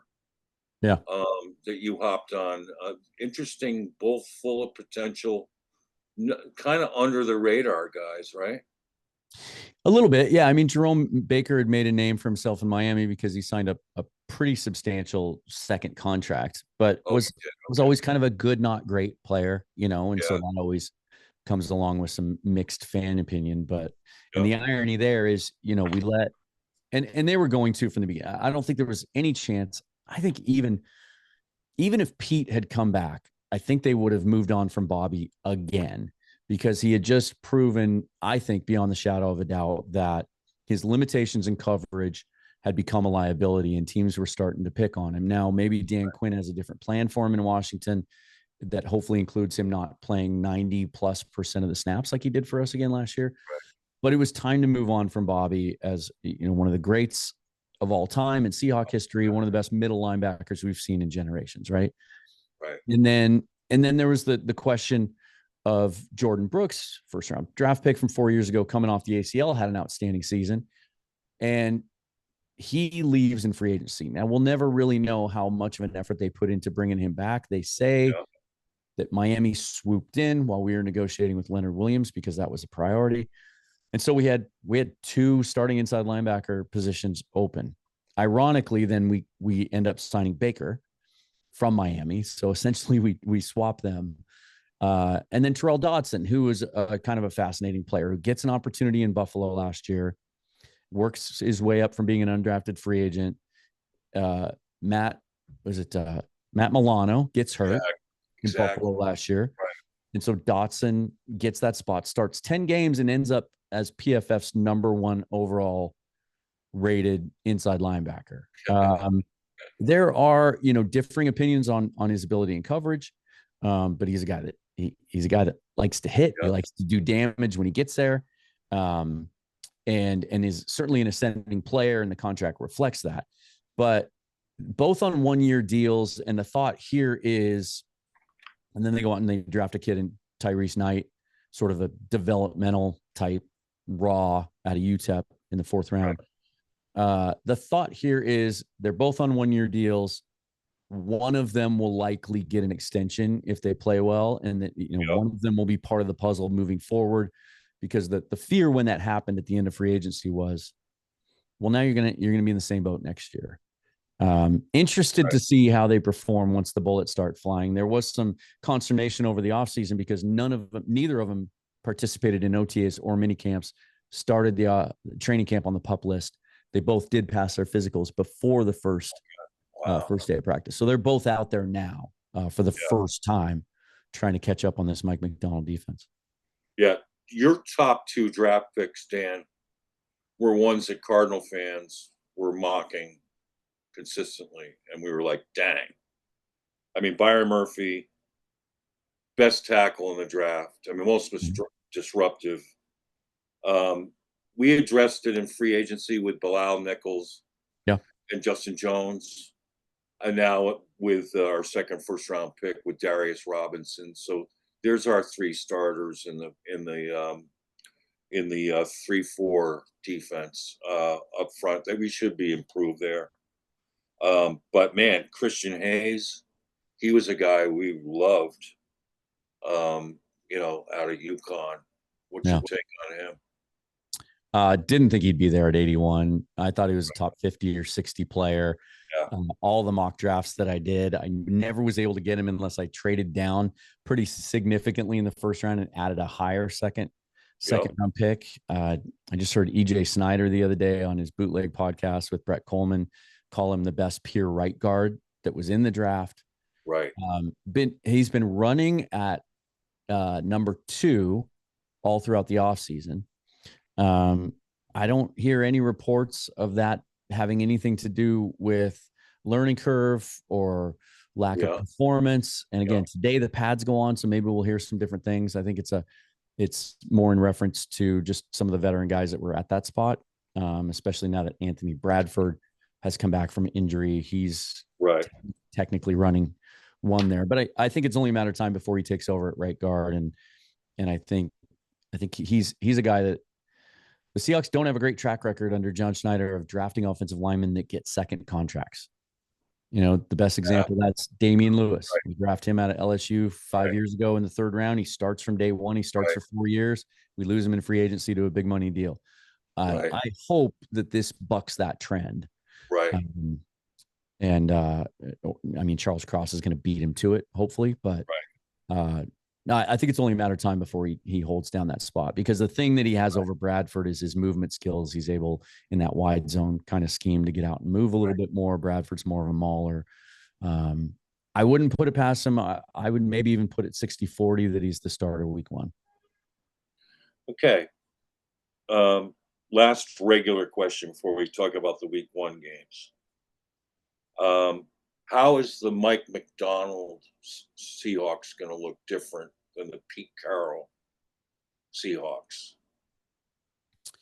Well, are we talking the 2013-14 Pete Carroll Seahawks or the 2018 to 2022? I think they're going to execute better, especially on defense. I think that was the biggest issue is somehow, some way along the way, whether it was Pete putting too much trust in his defensive coordinators and those guys weren't good enough teachers, or what it was. But there was a disconnect there and the message wasn't getting through and players were out of position. There were even some effort issues late in the year that were pretty evident on tape. And I think that might have been his final undoing. I think Mike McDonald's defenses are going to do what they've done throughout his career, and that's execute, be in the right place at the right time, and make more impact plays. And so I think that's the biggest thing is we're going to see a return to playing defense. Are they going to be top 10 in his first year? Probably not. But if they even get to the back to the middle of the pack, it's going to do two things. First of all, it's going to create more opportunities for an offense that we've already discussed has a lot going for it. They were dead last in the league last year in number of plays run, and that was in large part because the defense couldn't get off the field. So that'll help improve. I think it'll also bring the home field advantage back, which has not been the same here in the last few years. And in part because when you keep giving up points, teams drive up and down the field on you. You're giving up third and longs over and over again. It's a deflating thing for the fan base. And it's just taken away from that aura that used to exist at Lumen Field. And we've seen it, reflected in the record. So I think that's what you're going to see. You can talk all day about identity and physicality. And I still thought Pete Carroll teams played hard. Yes. They just didn't play as smart. And I think that's what we're going to see change. I feel like every time I watch Mike McDonald, I said this about Sean McVay earlier, but I feel the same way about McDonald and Ryan Grubb. Every time I watch them talk about football, I feel like I get smarter. And I think we're going to see a smarter football team on the field. Well, this is must-see TV for me with your games against McVay and Shanahan because I want to see how he defend. I want to see what he's got as a preparation for those so diverse defenses. I mean offenses. I'll tell you this: I'm glad we don't have the Rams early this year because Kyle talked earlier about the kind of the zone scheme there, and how McVay has changed depending on his personnel. Well, it's pretty evident by the fact that they went out and revamped that interior offensive line of theirs to where they have over 1,000 pounds in bulk now from one guard to the next. That I think we're going to see more of a gap power type scheme this year and really pounding at teams with Kyron Williams. So I'm kind of glad some other teams get to put that on tape for us first. Exactly. Yes. And we're not seeing them right out of the gate. Exactly. And here's my last point. I wish we got Leslie Frazier. I still don't understand how we have the youngest coaching staff in the league and like a McDonald who should be totally confident in himself coming in, does the smart thing now that he's a head coach and gets another guy in the building who's been there, done that, won the shirt. I mean,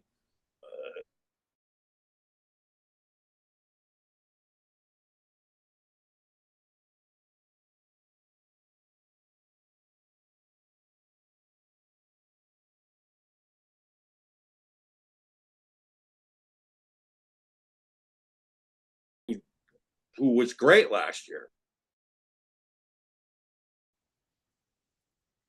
There we go. Okay. So yeah, with Leslie Frazier, I mean, what a luxury it is to have a guy of that magnitude, and a guy with that kind of experience. What I worry about is, Jonathan Gannon and Nick Rallis have come from basically one defense, a kind of a Mike Zimmer defense. And I don't know if they have the depth of experience to know other ways, to sort of incorporate other defensive strategies into Hmm. what they do, which is why I was hoping we would get a experienced defensive advisor. Because having studied McVay and Shanahan and in your offense, ripping my hair out to where I have none left, with Lockett and Metcalf, with your receivers every time we play them, no matter who your quarterback is. I've studied the defenses we tried to throw at you guys and recognize how flawed they were. Hmm. And I mean, how do you? This is my biggest question, and I want to ask you this, and I want to ask Kyle this.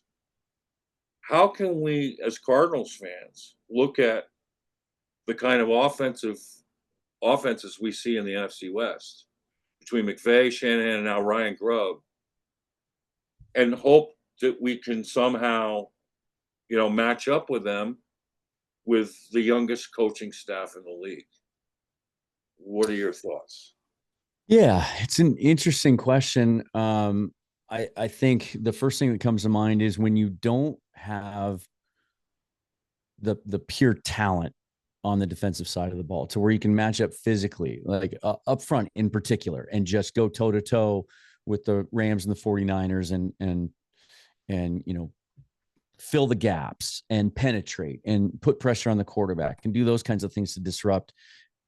And you don't have a bunch of elite talent on the back end flying around that can just, go toe to toe with some of the weapons that you're facing with the Rams and 49ers and even the Seahawks. The thing you have to do to give yourself a chance then is take chances.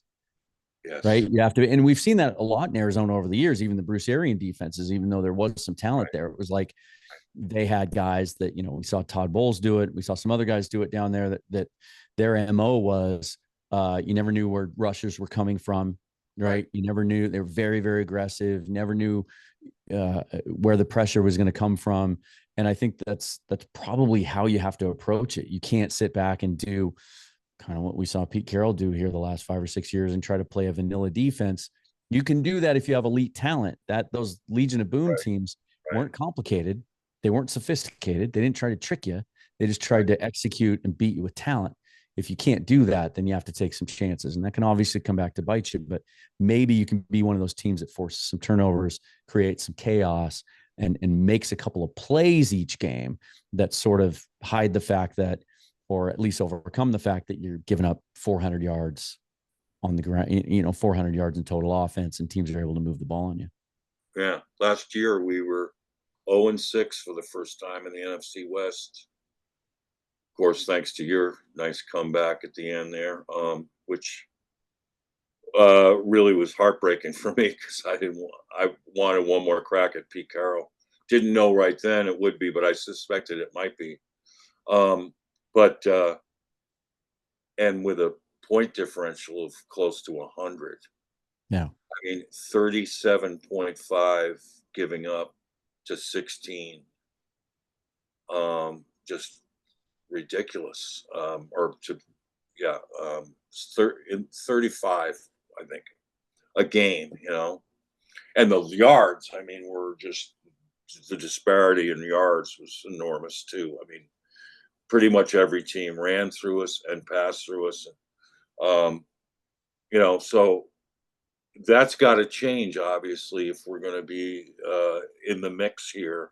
And I'm fascinated to see what the coaches are going to do, given that their talent's a little better now. And, they did things in free agency. And to their credit, I mean, down the stretch, they played pretty competitively and won against 3 playoff teams during the season. So that means that, they got to, every now and then they can show up. But Yeah. Kyle, your thoughts, and then we'll talk about week one.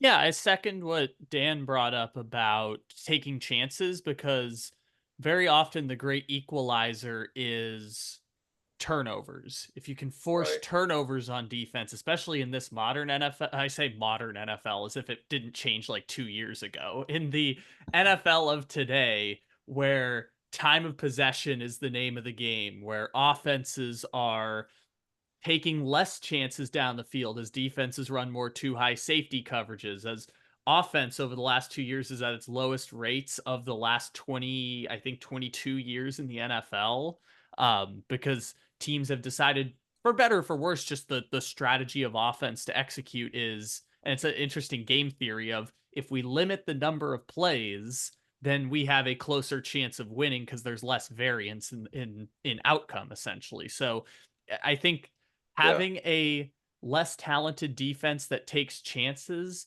does stand up potentially, as long as you do things good on offense. I think the Detroit Lions are a good case of this, and I know we're gonna go through week one matchups in a second, and we get an awesome rematch of that Rams Lions first round playoff game from last year, which was like one of the best, like, evenly Right. matched chess match playoff games I can remember from last year. But the Lions were a good case of, like, Right. they had one competent corner, not even a good corner, a competent cornerback, and they made a run to the NFC Championship thanks to pass rushing that linebacker unit and taking some chances on defense. Right. I think taking Right. chances is a good one, because if you can force turnovers, and sometimes sacks on like second and third down operate like turnovers, even if you don't get the field positioning out of it. If you can take those Right. chances and force turnovers and force mistakes, you can have success on defense with a less talented unit. And for the sake of the Cardinals, I think they're hoping that some players break out, so that, a defense that's projected to be 29th in the league going into the year might perform a little bit better once we get there. If just one or Yeah. two of those day two, day three picks that they've been investing in actually has a breakout and sees some success this year. Yeah. The taking chances epitome for me, coaching in high school, was we were getting our asses kicked by this like triple motion team that was just like fake this, fake that, and then fake you out. I just scrapped everything, went into a gap eight, lined 8 guys up at the line of scrimmage, and just said, "Go." And I said, if we're gonna get beat, it's gonna be putting utmost pressure on them. And incredibly, they couldn't adjust. We came back and we won on a 75-yard screen pass, where they did a full house blitz at us, and we just dinked it over the top to a wide open running back, and we had like the whole line in front of them. But that was just total luck. But I am so on board with the take chances when all else fails. So, but now here we're looking at week one, and it's interesting because of the matchups. Very interesting. We got, of course, the Cardinals are at Buffalo. What do you think of that, Dan? I mean, at first blush, that's obviously a tough matchup. Anytime you're going to Buffalo and Right. playing in an early time slot, you have to face Josh Allen. But here's the thing. Buffalo's under an intense amount of pressure this year. Like, this is a pivotal Right. year for them. And they responded to it by letting one of their best players go, and Stephon Diggs. There's some serious question marks about what that offense is going to look like. And I'm still not sure that they've addressed their running game in any meaningful way. Like, I just don't know what it's going to take for that team to invest in the draft and try to get a dynamic running back in there. But all the pressure is on them, and this Cardinal team is going to go up there with none. So it may be a nice opportunity for them to kind of, rise up and take one, right? Because Right. I think I'm a big Josh Allen fan, and there's a lot of other talent there in Buffalo, but I think the Bills may be one of those teams this year, because you talk about all these ascending players or all these ascending teams, right? These teams Right. on the up, and that's kind of what people like to talk about during the offseason, especially as we get closer to the season. But those wins for the teams that are on the rise have to come from somewhere. And that means teams have to take a step back. And I think the Bills are in real jeopardy of maybe being one of those teams. So this will be a really interesting game for them. I think it's on a slate that has interesting games in our division. I think we have maybe the most boring matchup, and I kind of like that way, honestly, because the other two teams in the division have massive matchups, which are going to be a lot of fun to watch.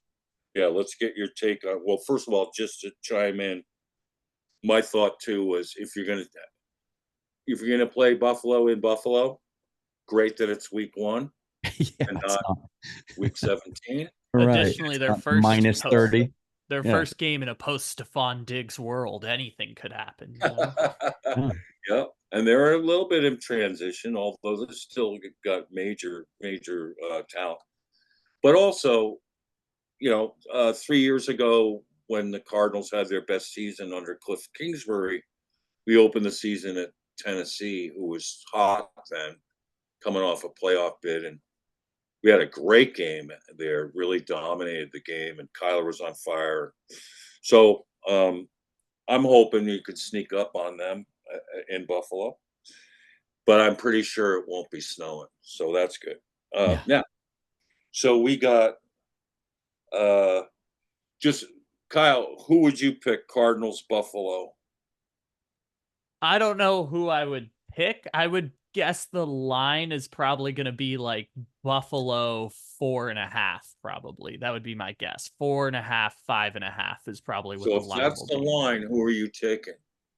I would take Cardinals with the points, not necessarily to win, but I would take the Cardinals with the points.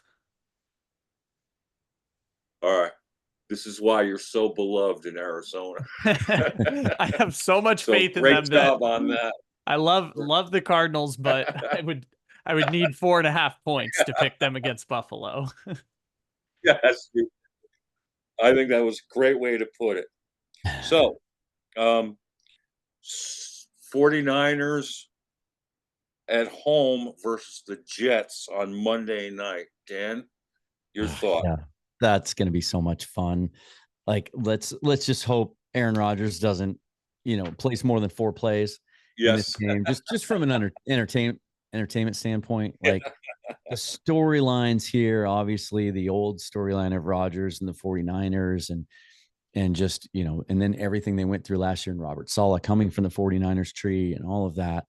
It's going to be fascinating. I still think that Jets team is flawed in some areas. I don't think it's a complete roster. I don't think last year was all just because they lost their quarterback. There are some other question marks there up front on the offensive line. There's some questions even on defense, but I don't know. Provided they get everybody back and there's good vibes, right? If you tell me that between now and that game, Trent Williams is back, which I think he will be. Brandon Ayuk's happy and he's playing, and everybody's healthy and happy and they go into that. I think there's going to be so much Aaron Rodgers buzz leading up to that game that I think the 49ers are going to have the advantage of coming into this game pissed off with a chip on their shoulder and probably put the Jets in their place in this one and win by more than a touchdown, and then cause the city of New York and Jets fans to melt down and start questioning everything that's happening. Well, interesting return to San Francisco for Robert Saleh. Mm-hmm. In this one. So there'll be storylines. I tend to agree with everything you just said. Kyle, who are you taking in that one? I'm all season, I'm probably not going to bet against the 49ers unless the 49ers play Kansas City at some point, maybe not, but the 49ers, it's hard to pick against them against anyone. Nonetheless, the Jets, who are, I think, gonna make the playoffs this year, but probably not going to win that division. But at the same time, they're not going to pick against the 49ers. Okay, well, then now Cardinal fans are back being upset at you, so that's all right. That's all right. Sorry about that. Now, the Rams at Detroit. Dan? That's when I'm gonna have to rush back from the stadium from the Seahawks opener Oh do yeah. a reaction show and try to be on my couch by 5:20, because this may Yeah. be, in a week one of Right. real. I thought the league did such a great job setting out this schedule. Right. So many great matchups, but that could just be, if you're the Lions and you're coming off the disappointment of last year and you're looking ahead to this year, Right. and you look at your schedule and the way that they've stacked up some of these teams that they play early on, Right. can we not get a break? I mean, that's going to be so entertaining. Yeah. I think both, the Lions continue to make incremental improvements on defense every offseason. We've talked about Yeah. the Rams. The big storyline is going to be no Aaron Donald, but I think anyone that expects him to be a pushover just doesn't understand the talent that they have added. But they're going to be super young. I think this is going to resemble, in many ways, the last 2 years when the Seahawks have traveled to Detroit and fortunately beat them both times, but they've been in the 40s. I think it's going to be a shootout. And I'm a Yeah. terrible gambler, which is why I don't bet. Yeah. I wouldn't even think about putting money on this game in any way, shape, or form. I don't even know if you could get me to pick who's going to win this game if you put a gun to my head. I just want to enjoy it. And I'm so glad Right. that I can be an impartial observer to it, because the Lions could go either way, in my opinion. Right. They could continue to ascend, but sometimes, they've been like the darling of the league the last 2 years. Like, here's this young team. They're coming. Ben Johnson's, the Right. next great head coach. And sometimes that can fall apart a little bit. Right. And Yeah. so is that going to be dialed in and they take the next step? Or does Sean McVay kind of go up there and teach them a lesson? Right. With the quarterback flip flop Yeah. storyline of Goff and Stafford. In the playoff game, I mean, it Right. ended last year for him in the playoffs. Like, Yeah. it's the league was really, really smart in how they crafted this week one schedule. There's so many storylines. That's a beauty. You've said it well. Kyle, who do you got? I'm with Dan. Like, I'm just so excited Right. to watch that game because, Right. it, there were really entertaining games with high stakes last year, like Kansas City, Buffalo, Detroit versus San Francisco in the NFC Championship game, obviously the Super Bowl. But that first round playoff game between the Rams and Lions last year was just such an amazing chess match because, and ultimately what it came down to was Puka Nakua had 9 catches for 178 yards, but Right. people don't remember he had 9 catches on 9 targets for 178 yards. So Yeah. essentially, it was every time we want to throw it at Puka Nakua, we can, and we're going to get 20 yards every time we do it. And you would think Amazing. in that situation, there's no chance Detroit's going to win.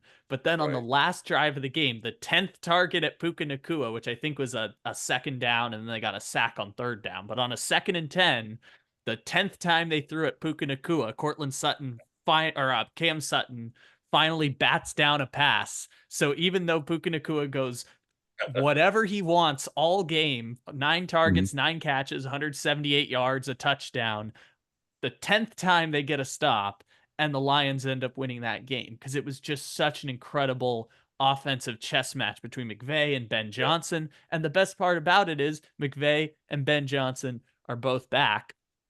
I think the Lions are going to win the game for 2 reasons. One, they actually have competent corners now. Like, they drafted Terrion Arnold, they drafted Yeah. Enos Rakestraw, they signed a couple people. So last year they were literally their number 2 corner was like an undrafted rookie by the time they got to the playoffs. They were just trying anything to get the cornerback room fixed. So they actually have competent corners now. And the second part is Aaron Donald being gone. It's just a great question mark where it's like, we know he was making players better around him when you look at the Ebukams and the Dante Fowler Juniors and guys who went to other places and didn't perform as well without that Aaron Donald presence commanding double teams. But secondarily, the Rams also lost the second most important person on that defense in the fact that Raheem Morris is not coming back this year. Yeah. Right. And they promoted internally, which is sometimes a question mark. Either, it's hard to trust people to have their pulse on the best young hot candidates coming up every time. And maybe Chris Shula is the next great defensive mind, the way that Staley was a Rams defensive coordinator who becomes a head coach. Right. Raheem Morris is a Rams defensive coordinator who becomes a head coach. Maybe Chris Shula is that next guy, but it's up in the air right now. So I think too many question marks on the Rams defense specifically, just because of one, Aaron Right. Donald retiring, and two, what is that going to look like without a defensive coordinator we know to be one of the best defensive coordinators in the league?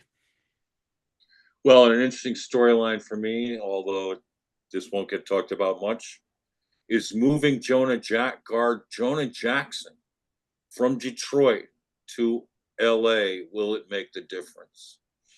I mean, up front, both teams are going to be really tough next year. I mean, the Rams got Dotson too. Oh my God. I mean, they signed those two guards to like big contracts, and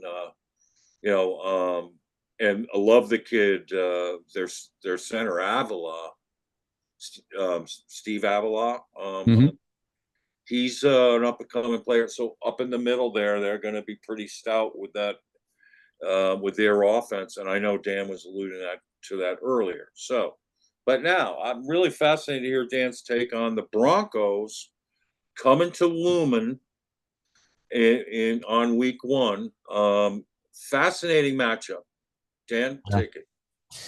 Yeah, it is. I mean, it's as any NFL game. It's at first blush, and week 1s are the hardest to predict. I'll never forget Zach Taylor's first game as head coach of the Cincinnati Bengals. They played the Seahawks here in Seattle, and because Pete Carroll and his defensive staff had no idea what they were going to see from Taylor as far as play calling goes, they came out and ran the most vanilla defensive scheme you've ever seen, and they played ball control on offense, and it was one of the ugliest games I've ever seen. And the Bengals damn near pulled an upset. Right. I just think that I think Bo Nix is going to be under center. I think Peyton's made that pretty clear. And even though he's tried not to, he's tried to make it sound like a competition. Right. And I just think I like Bo Nix as a prospect, but I think he's a floor prospect and not a ceiling prospect. And I think he'll be a productive quarterback, especially in that system. I think he'll be a solid starter in this league. But I think that week 1's going to be really tough. I think Seattle has the edge in the talent that Mike McDonald has to work with. And I think they have the advantage going into a week 1 where you're not showing much during the preseason. And because Mike McDonald's calling card is you don't know from week to week how he's going to attack you on defense. Right. It could be, just a completely almost different looking scheme from one week to the next based on what he thinks your weaknesses are. And the Broncos have a few things going for them. They have a solid offensive line. They have a couple of good weapons. They have a stable of running backs. Although some people think that's a weakness. They need to determine which guy is the bell cow there. Right. But I just think a rookie going into that situation, I think it's going to be the most energetic this stadium has been in a very long time. I think that it's going to be a really, really tough task for Denver to score much in that game. And I would see it's going to be growing pains. There might be some issues on our offensive line with a new group up front. Maybe it won't be the prettiest game. But I think it's the best favor the schedule makers could have handed our new coach and coaching staff as our opening game, as opposed to some of our division foes who were not given easy landings. I think this one's a pretty soft landing, and I'd be really disappointed if we didn't start 1-0. Kyle, who do you have? Well, obviously the Seahawks, because the Broncos are in a transition phase, shall we say. But I will say I'm glad Dan brought up that point with the Bengals game from 2019, because if I remember correctly, that was the year that after that the Bengals went like 0-10 or 0-11 to start the season, and they ended up getting Joe Burrow out of it. But they almost won the first game of the season because no one knew what to expect. Yep. And then once people adjusted and there was a talent discrepancy and Andy Dalton and everything, they went like 0-11, and I think finished the year 1-15 or 2-14 or something like that. So I think they forgot for a moment that they were trying to tank. There was one of the main reasons they stayed in that game is there was a play literally at the very, very end of the first half where I think it was Andy Dalton throws up a Hail Mary, and the defensive back tips it to John Ross, who scores from 80 yards out. It was John Ross's career highlight. And so I think they got a reminder that, hey, we're guys, remember the mission. Right. Yeah. So let's 2 questions for you that I'm fascinated to know the answers to. Well, one I sort of know, but the first one is, as the such a popular podcaster in Seattle, do you get a press pass for the games? Are you in a press box? No, I don't. Those are very, very difficult to get. And it's fascinating that you would ask me that question today, because probably the most well-known Seahawks podcaster / he started off as a blogger back when that word was used. His name's Brian Nemhauser. He's known as Hawk Blogger, and he was really at the forefront of kind of taking advantage of this internet space. And he had a little bit of a journalism background, although he went into other private business. And he really built a name for himself at the beginning of Twitter, and he knew how to take advantage of all that, and grew himself to a point where he was very well known, not just among Seahawk fans, but also with the organization. He actually, when he realized he could make some ad revenue with his content creation, he had a successful profession. And so he decided any ad revenue he made through his Hawk Blogger venture, he was going to donate to Ben's Fund, which is an autism charity founded by John Schneider and his wife, Tracy, for their son, Ben, who's autistic. And he's done a bunch of great work over the years. Just recently, he chose to walk away from a long, successful career in tech and go into doing Seahawk content creation on a daily basis. Wow. He just wrote a huge piece today. I actually contacted him. He's joining me on the show next week. He's been on the show before, but I'm anxious to talk to him about this transition, where he was able to get a press credential, but it was because of this 25-year relationship he had with the team on these different levels, and he had forged a relationship with their director of communications. And so, but he wrote extensively about his journey and also about what a blessing it was to get the credential. Normally, you have to be an employee of an established major news outlet, either a television station, a television network, a national news agency, even Corbin Smith, who I've had on the show many times. He hosts Locked on Seahawks and also writes for All Seahawks. All Seahawks is owned by kind of the current incarnation of Sports Illustrated. And so they are still eligible for credentials. And so they're very difficult to get. The NFL is so big. Some of the other sports have embraced non-traditional media. Yeah. Baseball, hockey, even the NBA. We've seen podcasters be able to get credentials. Maybe Brian's going to kind of knock down the barrier for that a little bit. And so that's a long way of saying no.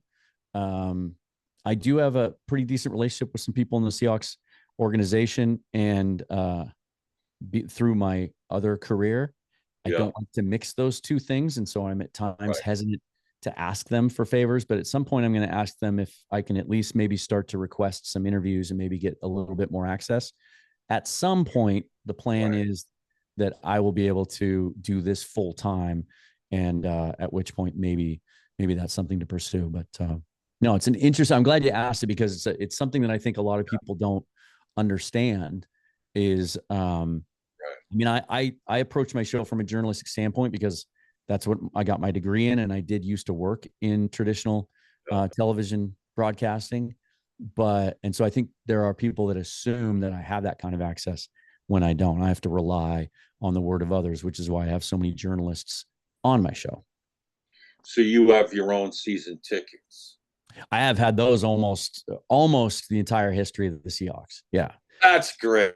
Oh, wow. Since 84, technically we had them the first year when we moved back to this area. We had bounced around a bit. And then I think in the early 80s, my dad let them lapse because they were kind of terrible there for a few years. and my dad was a little bit fair weather, but he got him back in '84, and then I've kind of took over ownership of them at the turn of the century. So, yeah. Where are they? I'll never let those go. Yep. Where are your seats? I've moved around the stadium a lot. I've been high, I've been low, I've been 50-yard line, I've been second row. I've parked now for about the last 10 years. I'm in the 300 level in a corner. I just every year you get an opportunity to see about upgrades, and I just never found anything that I like better. I like the angle. I like how I can see all the plays develop, no matter which end of the field they're on. Their aisle seats.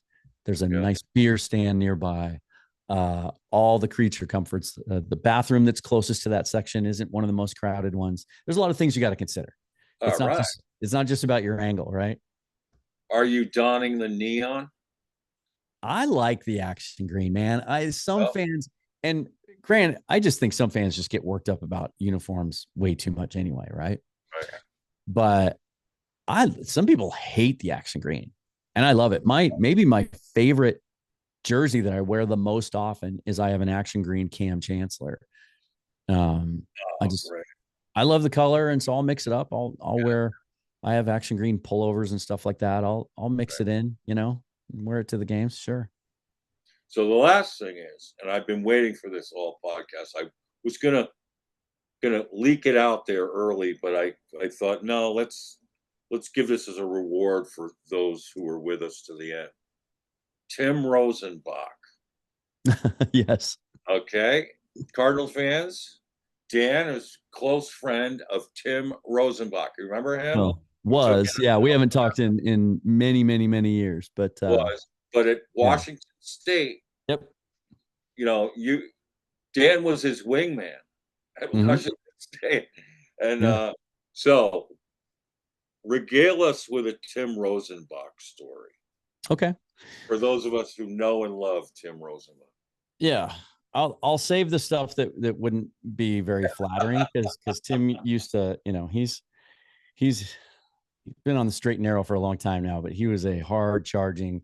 Let's just put it this: he played life the same way he played football. 100 miles an hour, full speed, put your head down, run over whatever's in front of you, and just have a good time doing it. It's what I loved about his style of play as a quarterback. Tim and I became very, very close friends throughout college, and we met because I was an RA in the football dorm, and I got to know a lot of the players. And then we ended up being roommates for a couple of years. He was best man at my wedding. And I have, let's see, I have two stories. One, I'll start with the latest one, because actually the last time I ever came close to having contact with him, many, many years ago when I was working in television, I was the sports director at an NBC station in Bismarck, North Dakota. And we had, we didn't have an NFL team in North Dakota, right? And so the NFL team that people there root for, and the one that gets shown as their local team on the broadcast, is the Minnesota Vikings. Right. And so I would go to Mankato to cover training camp. Well, at the end of his career, after Tim retired initially, because he hated playing for Les Stallings? Not Les. Gene Stallings. Gene Stallings. Yeah. It took all the joy out of football for him. Plus, the ACL injury that he had to come back from and everything else.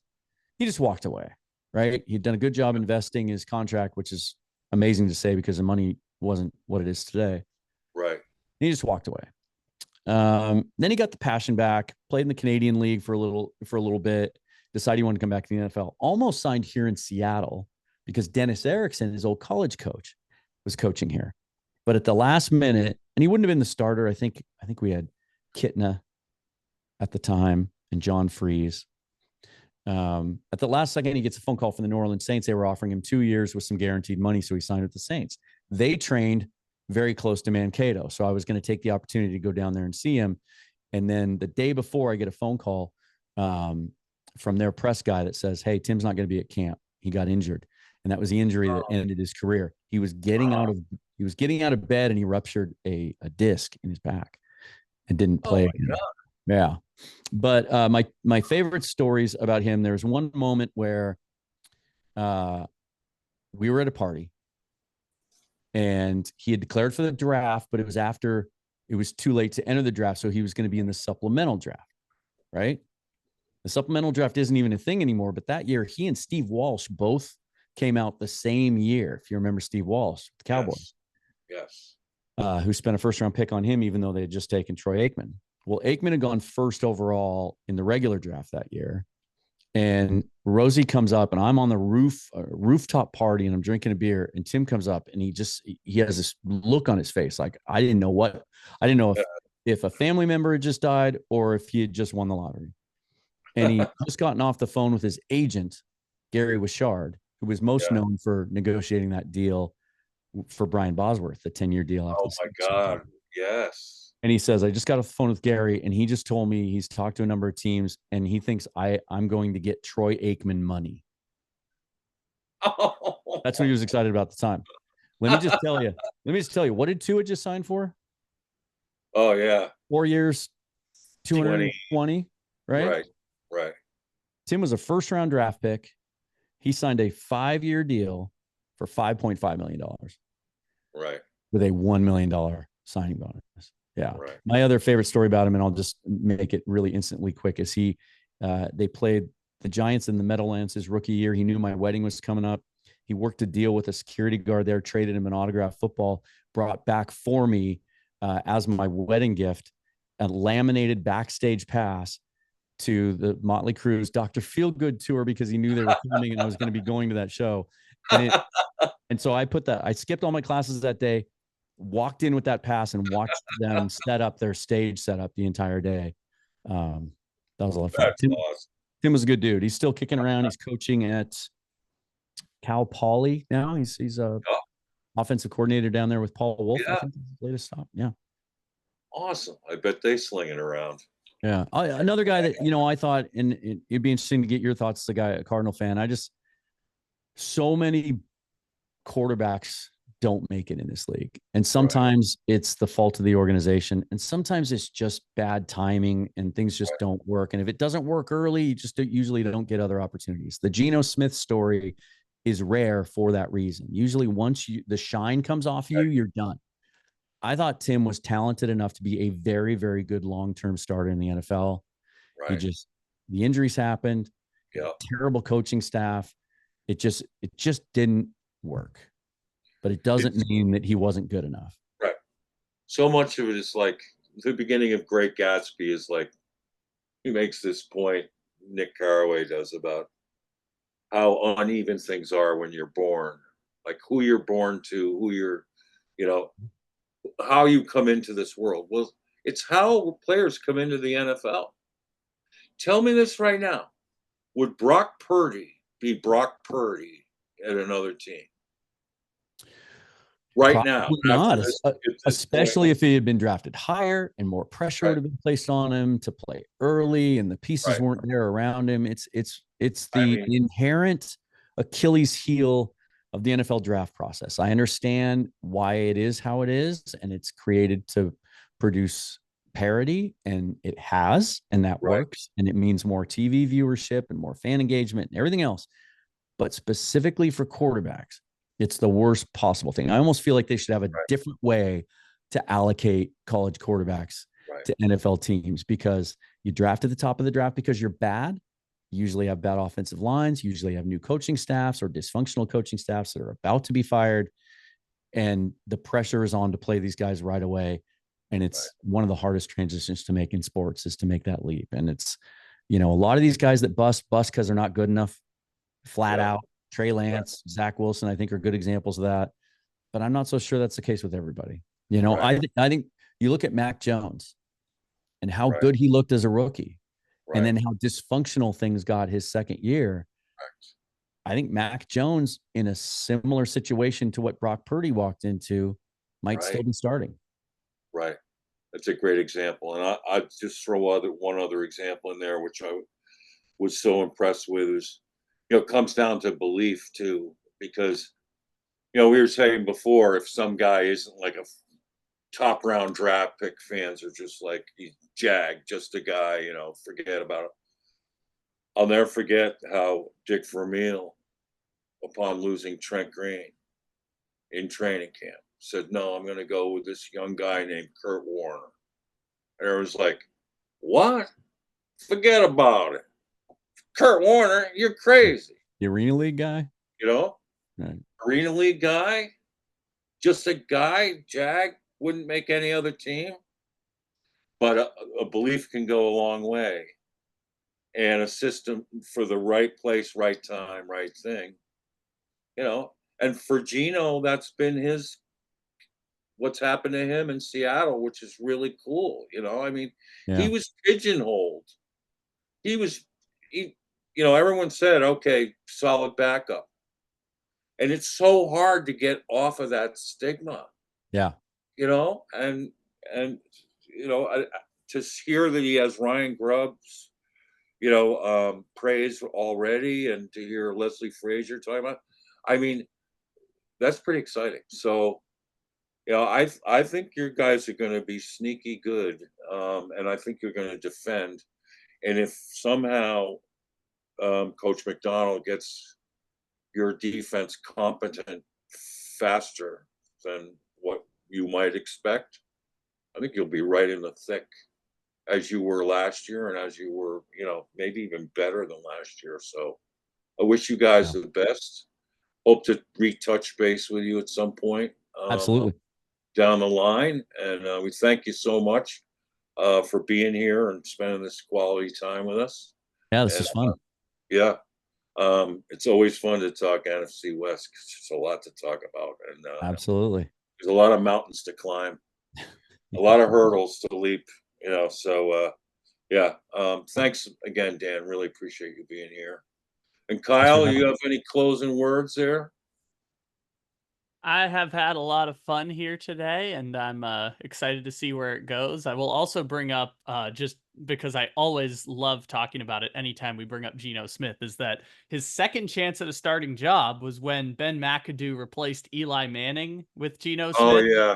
Which he got one game before Giants fans mutinied to get him and Ben McAdoo run out of town so they could reinsert Eli Manning as quarterback. And if you'll remember that year, they had the number 2 pick and they could have selected Josh Allen, but instead they went for one more meaningless year of Eli Manning and chose Saquon Barkley instead. It's funny how that all worked out, is that Ben McAdoo got fired for being right that Geno Smith was a competent NFL quarterback. And look at him now. I think it's one of the most interesting. I think it's one of the most interesting quarterback stories we've seen in a while, and I don't think it's done yet. I think there's a real, and Geno haters are going to hate this comment even more, but I think there's a real chance that if the concepts the three of us were talking about today, and I've talked about it a lot on my show with a lot of different people that agree, and that it's a perfect fit for him in this offense, and that he's finally really, kind of realized the kind of player he can be, and that it's possible he goes out and has a complete season where he basically, you take first half 22 Geno and add him to second half 23 Geno. He goes out and throws for 4,500 yards and 38 touchdowns. And we're talking about an extension for him instead of him as a bridge quarterback. And the Seahawks aren't hunting for a quarterback at the top of the draft next year. I think that conversation could get really fascinating, because what kind of contract is that going to look like, how it's going to be structured. But I think we're just people that think that Geno Smith, that they know who he is and what he is, and that's all he's ever going to be. Right. I think there's a chance that he's going to change some minds this year. I think so too. And just one quick interesting note is that my cousin is a member of the Westchester Country Club outside of New York, where the Mara family is so prominent. So he's good. He plays golf with some of the Maras. Well, he told me that season that the Geno Smith start was going to happen because the Maras had figured out by then that, that Eli was cooked. And so the Maras actually were in favor of this. And then I was at a function there, saw my cousin the week after Geno started, and he told me the Maras were just so taken back by the outrage that they were going back to Eli. So I knew it was happening before it happened. It makes sense I felt so bad for Geno Smith, It makes sense. Mara, I've been watching this offseason Hard Knocks, and he so clearly is in tune with fan reaction and popularity, because that was his big. I think from a football standpoint, he accepted the reality of letting Saquon Barkley walk, Right. and how that fit with what they were trying to do with their salary cap. But there was that one episode where he commented, he's just like, he's our most popular player. And he was shaking his head. He was just, you could see that was why he was reluctant to move on from him, just for that reason. So that does make sense. Yeah. And Saquon just said that he didn't know he was being taped on that phone call. On the phone call? Yeah. I find that hard to believe. He had to know. Ooh. He had to at least sign off on it before they put it on the show, I would think. Huh.